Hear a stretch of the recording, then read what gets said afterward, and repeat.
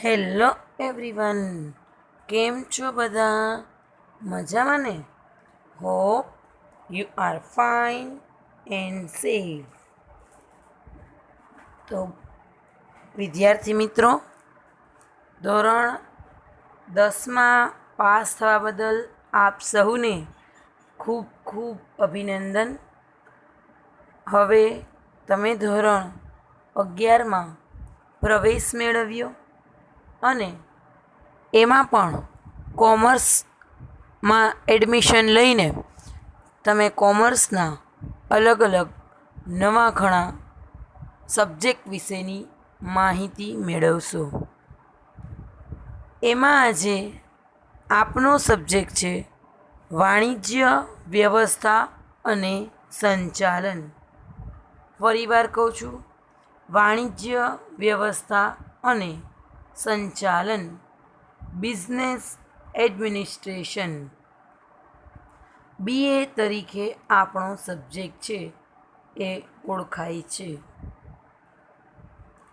આજે BA સબ્જેક્ટમાં આપણે વાણિજ્ય વ્યવસ્થા અને સંચાલનમાં આપણે ચેપ્ટર નંબર 1 ધંધાનું સ્વરૂપ અને કાર્યક્ષેત્ર વિશે માહિતી મેળવીશું. તો તમને લોકોને બધાને ખ્યાલ જ છે કે આપણે લોકો કોમર્સમાં આવ્યા છીએ. કોમર્સનો મતલબ શું? તો કે વેપાર અને ધંધા અથવા તો રોજગારને લગતી, રોજગાર એટલે નોકરી ને લગતી જે કાંઈ પણ બાબતો છે એ આપણે વાણિજ્ય વ્યવસ્થા અને સંચાલનમાં આપણે તેનો અભ્યાસ કરીશું. આ સબ્જેક્ટની આપણે એક બુક બનાવશું, એક ટેક્સ્ટ બુક લેવાની છે અને એક 200 પેજનો કોરો ચોપડો કે જે આપણે બુક તરીકે, ક્લાસ વર્ક તરીકે જેનો આપણે ઉપયોગ કરશું. ક્લાસ વર્કમાં તમને અહીં PPTમાં દર્શાવેલી માહિતી જ લખવાની છે. ફરી એક વખત કહું છું વિદ્યાર્થી મિત્રો, ક્લાસ વર્કમાં જેટલું અગત્યનું હશે એટલું PPTમાં સમાવેશ હશે. તો ક્લાસ વર્કમાં PPTમાં દર્શાવેલી માહિતી જ લખવાની રહેશે. તો સૌથી પહેલાં જોઈએ ધંધાનું સ્વરૂપ, હેતુ અને કાર્યક્ષેત્ર. પહેલાં તો તમે ચેપ્ટરના નામ વિશે સમજૂતી મેળવી લઈએ, ત્યારબાદ આગળ માહિતી મેળવશું. સમગ્ર વિશ્વમાં આર્થિક પ્રવૃત્તિ વેપાર અને વાણિજ્યને જીવંત રાખે છે. આપણે કોઈ પણ કામ કરવું હશે, નાણાં છે એ ખૂબ જ અગત્યની વસ્તુ છે. કોઈ પણ આર્થિક પ્રવૃત્તિ, બરાબર, આર્થિક પ્રવૃત્તિ એટલે તો કે વેપાર અને વાણિજ્યને શું રાખશે? જીવંત રાખશે. નાણું કમાવવું, જે વસ્તુનું આદાન પ્રદાન કરવાથી આપણને આર્થિક લાભ મળે એને આપણે આર્થિક પ્રવૃત્તિ કહીએ છીએ. કોઈ વસ્તુ હોય આપણી પાસે, સામાન્ય અર્થમાં આર્થિક પ્રવૃત્તિ, એનું એક ઉદાહરણ આપું કે કોઈ કરિયાણાનો વેપારી છે, તમે ત્યાં જાઓ, કોઈ વસ્તુની માંગ કરો અને સામે કરિયાણાનો વેપારી તમને આ માંગ પૂરી પાડે, બરાબર છે, અને બદલામાં તમારે નાણાં છે એ ચૂકવવા પડે, બરાબર, તો એને વળતર મળશે. કેમાં મળશે? તો કે નાણાંમાં. જ્યારે શરૂઆત એટલે કે જ્યારે પ્રાણીઓમાંથી જ્યારે મનુષ્યની શરૂઆત થઈ, ત્યારે દિવસે ને દિવસે કંઈ પણ નવી શોધખોળો થતો ગયો. માણસ સૌથી પહેલાં તો કે પૈડાની શોધ કરી. પૈડાથી માણસ એક જગ્યાએથી બીજી જગ્યાએ હલનચલન કરવા માંડ્યો. એનાથી આગળ જોઈએ તો વ્યક્તિ છે, એનો મતલબ કે કોઈ કુંભાર છે તો એ માટલા બનાવવાનું કામ કરશે. ખેડૂત છે તો એ અનાજ ઉગાડવાનું કે અનાજ તૈયાર કરવાનું કામ કરશે. સોનાનું કાર્ય કરશે. લુહાર લોઢાના વાસણ તૈયાર કરશે. આ રીતે દરેક લોકો પોતપોતાનો બિઝનેસ છે એ પોતપોતાનું કાર્ય છે એ પોતાનો હુનર દર્શાવતા હતા. પછી તો કે ત્યારે પણ તમારા શહેર અથવા તો ગામમાં કુંભાર, લુહાર, વણકર, મોચી આ દરેક લોકો દ્વારા આર્થિક પ્રવૃત્તિ, આર્થિક લાભ કે નાણાકીય વળતર છે એ મેળવતા જ હોય છે. શહેરમાં નાના મોટા કારખાનાઓમાં હજારો કામદારો કામ કરતા હોય, જે રોજગાર મેળવતા હોય છે. રોજગાર એટલે ફરી શબ્દ વાપરું છું, એને આપણે નોકરી તરીકે ઓળખીએ છીએ. આ બધી જ પ્રવૃત્તિઓ આર્થિક પ્રવૃત્તિ છે, જેનો ઉદ્દેશ આર્થિક ઉપાર્જનનો છે કે કોઈને કોઈ રીતે આપણને આવક છે એ પ્રાપ્ત થતી હોવી જોઈએ. ધંધો એ નફાના ઉદ્દેશથી કરવામાં આવતી આર્થિક પ્રવૃત્તિ છે. તમે જરાય ટેન્શન ન લ્યો. આર્થિક પ્રવૃત્તિ આપણે જે પીપીટીમાં દર્શાવ્યું છે એ પણ આર્થિક પ્રવૃત્તિનો જ એક ભાગ છે. આ આર્થિક પ્રવૃત્તિ કરવી હશે તો એનો ઉદ્દેશ માત્ર ને માત્ર નફાનો જ છે. ધંધા ઉપરાંત વ્યવસાય અને રોજગાર, બરાબર છે. એના પછી બે શબ્દો પણ આવશે. વ્યવસાય એટલે તમારામાં પડ્યો છે એ હુન્નર. ડૉક્ટર છે એ પોતાનો શું કરે છે? વ્યવસાય કરે છે. કરિયાણાનો વેપારી શું કરે છે? તો કે ધંધો કરે છે. નોકરી કરતો વ્યક્તિ એને આપણે રોજગાર તરીકે પણ ઓળખી શકીએ છીએ. આ ત્રણેય લોકો છે, ધંધો, વ્યવસાય અને રોજગાર, આ ત્રણેય વસ્તુ છે એ આર્થિક પ્રવૃત્તિના જ પ્રકાર છે. માનવીની જરૂરિયાતોમાં સતત ને સતત વધારો થતો જાય છે. આપણે જોઈએ છીએ કે માનવીની જરૂરિયાતો કાંઈ સીમિત નથી. આપણી પાસે ભાડે મકાન હોય, ભાડે મકાનમાં રહેતા હોય તો આપણને એમ થઈ જાય કે ચલો સરસ એક 1 બેડ હોલ કિચનનું મકાન થઈ જાય તો સારું. જ્યાં આપણે કમાઈને 1 બેડ હોલ કિચનનું મકાન લેશું તો આપણને એમ થશે કે ચલો હવે આપણે 2 બેડની જરૂરિયાત છે. પછી તો કે આપણે એક વ્યવસ્થિત ટેનામેન્ટની જરૂરિયાત છે. ત્યારથી આગળ તો કે ગાડીની જરૂરિયાત છે. એટલે માણસોની જરૂરિયાતમાં સતત ને સતત વધારો થતો જાય છે.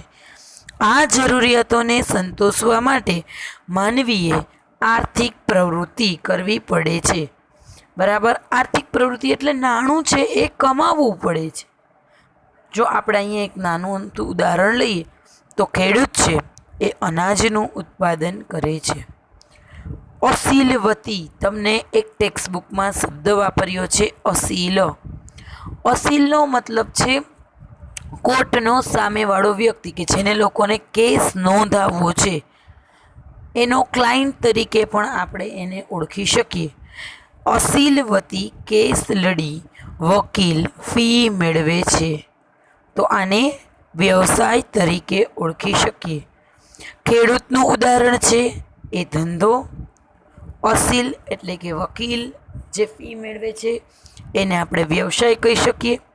કારખાનામાં કામદાર કામ કરી વેતન મેળવે છે તો આને આપણે રોજગાર તરીકે ઓળખી શકીએ. આ બધી જ પ્રવૃત્તિ પાછળનો ઉદ્દેશ નાણાકીય વળતર મેળવવાનો હોવાથી આવી પ્રવૃત્તિઓને આર્થિક પ્રવૃત્તિ તરીકે ઓળખી શકીએ છીએ. ટૂંકમાં આપણને જે સ્ક્રીન ઉપર વ્યાખ્યા દેખાય છે તે વ્યાખ્યા થોડીક અહીં એનો સમાવેશ થાય છે કે નાણાકીય વળતર મેળવવાના હેતુથી કરવામાં આવતી પ્રવૃત્તિને આર્થિક પ્રવૃત્તિ તરીકે ઓળખવામાં આવે છે. હવે સમાજના અમુક વર્ગ વ્યક્તિઓ આર્થિક પ્રવૃત્તિ અથવા તો નાણાકીય વળતર મેળવવાના હેતુ વગર અમુક પ્રવૃત્તિ કરે છે. એમાં આપણે જો રાજકોટનું કોઈ ઉદાહરણ આપવું હોય તો બોલબાલા ચેરિટેબલ ટ્રસ્ટ, જે શું કરે છે તો કે સમાજ સેવાના ઉદ્દેશથી કામ કરે છે. કોઈ પણ ડૉક્ટર સરકારી હોસ્પિટલમાં સમાજ સેવાના ઉદ્દેશથી પ્રેરાઈને મફત કે તબીબી સેવાઓ આપે, જેને આપણે બિન આર્થિક પ્રવૃત્તિ તરીકે ઓળખીએ છીએ. બિન આર્થિક પ્રવૃત્તિમાં ક્યારે પણ લાભ, નાણાકીય વળતર અથવા તો આર્થિક ઉપાર્જનનો ઉદ્દેશ હોતો નથી. આનો મતલબ કહી શકીએ કે બિન આર્થિક પ્રવૃત્તિમાં કોઈ પણ આવક મેળવવાના હેતુથી પ્રવૃત્તિ થતી નથી.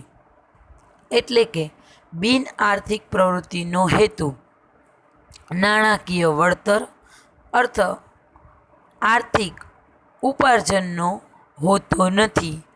નાણાકીય વળતર વગર આર્થિક ઉપાર્જન મેળવવાના હેતુ વગર આર્થિક પ્રવૃત્તિઓ કરતા બિન આર્થિક પ્રવૃત્તિઓ છે એ કરતા હોઈએ છીએ.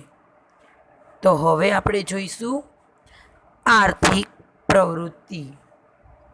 આર્થિક પ્રવૃત્તિને આપણે અંગ્રેજીમાં ઇકોનોમિક એક્ટિવિટી તરીકે પણ ઓળખીએ છીએ. અહીંયા તમારે એની વ્યાખ્યા છે એ ખાસ નોટ ડાઉન કરવાની છે. આર્થિક લાભ કે નાણાકીય વળતર મેળવવાના હેતુથી કરવામાં આવતી પ્રવૃત્તિ એટલે આર્થિક પ્રવૃત્તિ. આર્થિક લાભ કે નાણાકીય વળતર મેળવવાના હેતુથી કરવામાં આવતી પ્રવૃત્તિ એટલે આર્થિક પ્રવૃત્તિ. આર્થિક લાભ એટલે પૈસા તમારે મેળવવા જોઈએ. વળતર પણ નાણાકીય સ્વરૂપમાં હોવું જોઈએ. આપણે દરેક માણસો છે એને જીવન જીવવા માટે માનવીએ આર્થિક પ્રવૃત્તિ એટલે કે નાણું કમાવવું એ ખૂબ જ અગત્યનું છે. જેથી તો કે નાણાં મેળવી બધી જ પ્રવૃત્તિઓ એટલે કે માનવીની સંપૂર્ણ જરૂરિયાતો છે એ આપણે સંતોષી શકીએ છીએ. આર્થિક પ્રવૃત્તિ ફળદાયી પ્રવૃત્તિઓ કહેવામાં આવે છે. આર્થિક પ્રવૃત્તિઓ કરનાર બીજાની જરૂરિયાતો સંતોષીને પોતાના માટે આર્થિક લાભ મેળવે છે. બીજાની જરૂરિયાત આપણે સંતોષવાની છે. મેં તમને હમણાં જ કરિયાણાનું ઉદાહરણ આપ્યું કે તમારી પાસે કોઈ વ્યક્તિ આવ્યું અને એમ કહે છે કે બિસ્કિટનું પેકેટ આપો, તો તમે બીજાની જે જરૂરિયાત છે એ સંતોષી અને તમે આર્થિક લાભ મેળવી શકશો. દાખલા તરીકે ખેડૂત છે એ અનાજનું ઉત્પાદન કરી બીજાની જરૂરિયાત સંતોષી અને પોતે આર્થિક લાભ એટલે કે આવક મેળવે છે.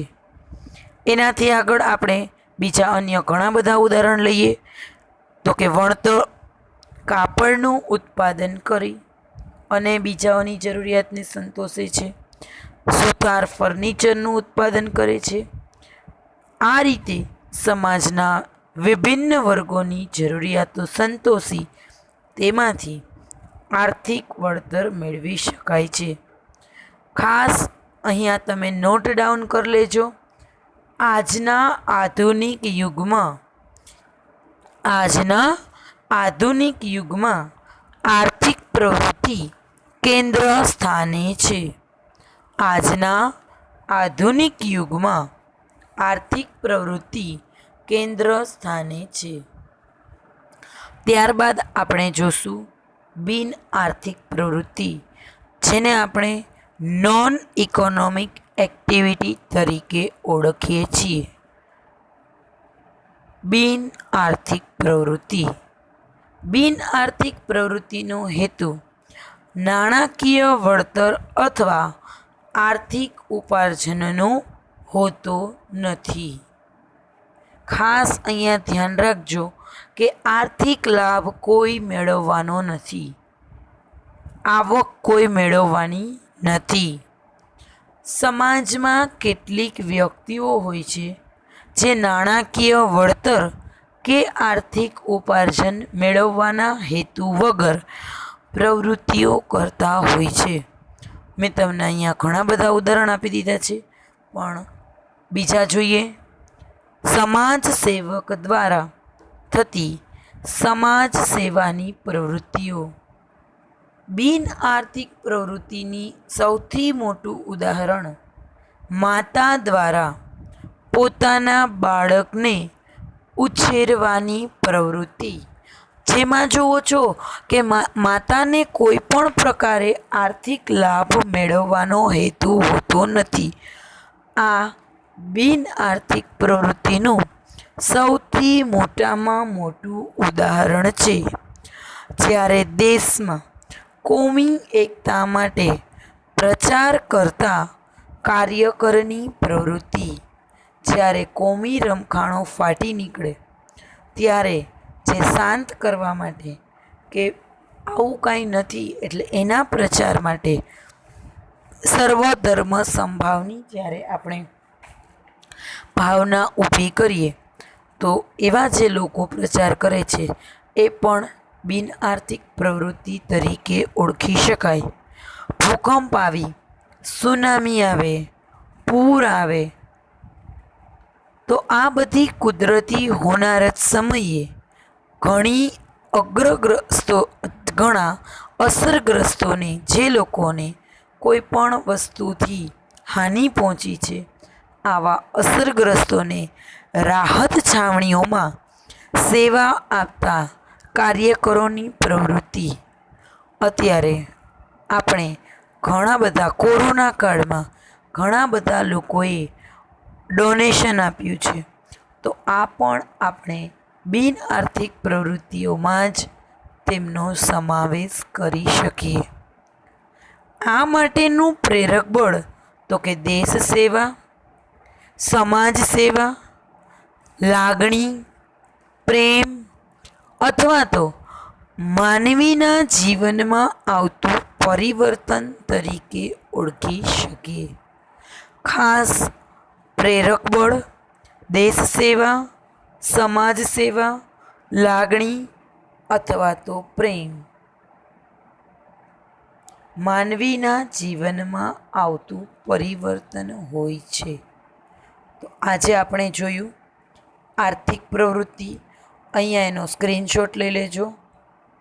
બિન આર્થિક પ્રવૃત્તિ, જેનો અહીંયા સ્ક્રીનશોટ લઈ લેજો. અને નેક્સ્ટ ટોપિક જોવાનો છે આર્થિક પ્રવૃત્તિ અને બિન આર્થિક પ્રવૃત્તિનો તફાવત. તો એમાં આપણે પહેલો મુદ્દો જોઈએ, હેતુ.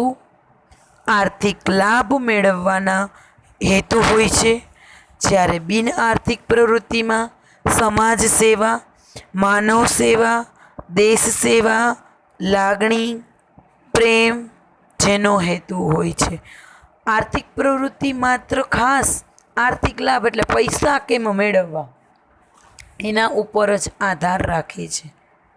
અપેક્ષા, નફો મળવો જોઈએ, પગાર મળવો જોઈએ, ફી મળવી જોઈએ અથવા તો મહત્તમ સંપત્તિ મેળવવાની અપેક્ષા રહેલી છે. જ્યારે બિન આર્થિક પ્રવૃત્તિ સમાજ સેવા, દેશ સેવાની અપેક્ષા હોય છે. આર્થિક પ્રવૃત્તિઓના 3 મુખ્ય પ્રકારો પાડી શકાય, જેમાં ધંધો, વ્યવસાય અને રોજગાર એટલે કે પોતાનો બિઝનેસ. વ્યવસાયમાં વકીલ છે, સીએ છે, સીએસ છે, ડૉક્ટર છે, આ બધાનો સમાવેશ કરી શકે કે જે પોતાનો પ્રોફેશનલ બિઝનેસ કોઈ વિશિષ્ટ પ્રકારની જેમનામાં આવડત રહેલી છે અને બદલામાં તે ફી મેળવતો હશે. રોજગાર એટલે કે નોકરી આ આર્થિક પ્રવૃત્તિના મુખ્ય 3 ઉદાહરણ છે. જ્યારે બિન આર્થિક પ્રવૃત્તિના કોઈ પણ પ્રકારના પ્રકાર પાડી શકાતા નથી. ચોથો મુદ્દો, જોખમ અને અનિશ્ચિતતા. આર્થિક પ્રવૃત્તિ એટલે કે ધંધો હોય, વ્યવસાય હોય કે રોજગાર હોય, એમાં જોખમ અને અનિશ્ચિતતા રહેલા છે. જ્યારે બિન આર્થિક પ્રવૃત્તિમાં નાણાં મેળવવાનો હેતુ હોતો નથી, એટલે કે એમાં જોખમ અને અનિશ્ચિતતા રહેતા નથી. તો વિદ્યાર્થી મિત્રો, આજે આપણે વાણિજ્ય વ્યવસ્થા અને સંચાલનમાં ચેપ્ટર નંબર 1 વાણિજ્ય વ્યવસ્થા અને સંચાલનમાં ચેપ્ટર નંબર 1 ધંધાનું સ્વરૂપ, હેતુ અને કાર્યક્ષેત્ર, એમાં આપણે આર્થિક પ્રવૃત્તિ, બિન આર્થિક પ્રવૃત્તિ અને બિન આર્થિક પ્રવૃત્તિ વિશેનો તફાવતની માહિતી મેળવી. આગળ જોઈશું આર્થિક પ્રવૃત્તિના પ્રકારો. Thank you all of you.